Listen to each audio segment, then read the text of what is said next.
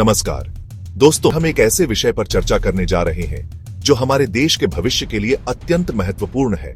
भारतीय शिक्षा प्रणाली। भारतीय शिक्षा व्यवस्था का लक्ष्य और उद्देश्य व्यापक और बहुआयामी है।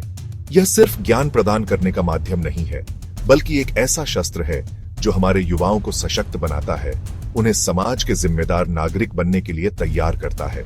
राष्ट्रीय शिक्षा नीति 2020 के तहत शिक्षा का मुख्य उद्देश्य भारतीय शिक्षा प्रणाली को आधुनिक, समावेशी और रोजगारोन्मुख बनाना है। आइए इस वीडियो में हम इसी यात्रा पर निकलते हैं और समझते हैं कि कैसे हम मिलकर इस लक्ष्य को प्राप्त कर सकते हैं। दोस्तों, जब हम समावेशी शिक्षा की बात करते हैं तो हमारा तात्पर्य है कि हर बच्चे को, चाहे वो किसी भी पृष्ठभूमि से हो, शिक्षा का समान अधिकार मिले। हर बच्चे में सीखने की क्षमता होती है और यह हमारा कर्तव्य है कि हम उन्हें वह माहौल प्रदान करें जहां वे अपनी प्रतिभा को निखार सकें। इसके लिए जरूरी है कि हम जाति, धर्म, लिंग या आर्थिक स्थिति के आधार पर किसी भी प्रकार के भेदभाव को मिटा दें।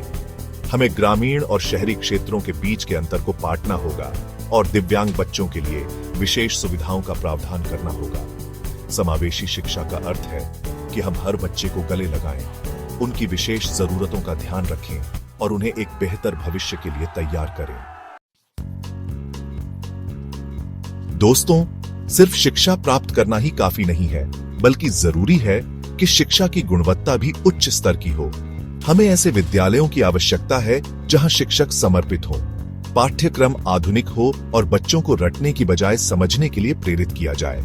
हमें ऐसी शिक्षा प्रणाली की जरूरत है जो रचनात्मकता, आलोचनात्मक सोच और समस्या समाधान जैसे कौशलों को प्रोत्साहित करे। हमें अपने बच्चों को ऐसा ज्ञान देना होगा जो उन्हें जीवन की चुनौतियों का सामना करने और सफलता प्राप्त करने में मदद करे। आइए हम मिलकर ऐसी शिक्षा प्रणाली का निर्माण करें जो हमारे बच्चों को सिर्फ डिग्रीधारी ही नहीं, बल्कि सच्चे अर्थों में शिक्षित बनाए।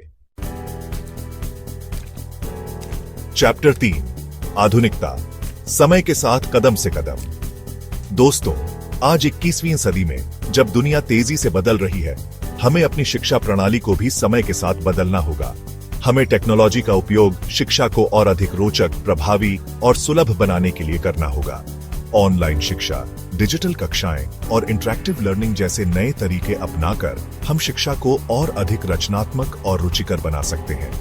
हमें अपने बच्चों को ऐसे कौशल सिखाने होंगे जो उन्हें भविष्य के लिए तैयार करें, जैसे कि कोडिंग, डेटा विश्लेषण और आर्टिफिशियल इंटेलिजेंस।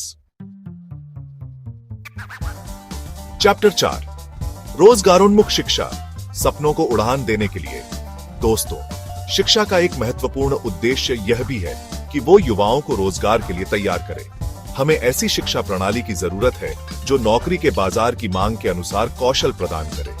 हमें व्यावसायिक शिक्षा को बढ़ावा देना होगा और छात्रों को उद्यमिता के लिए प्रोत्साहित करना होगा। जब हमारे युवा स्वावलंबी बनेंगे, तभी हमारा देश तरक्की करेगा।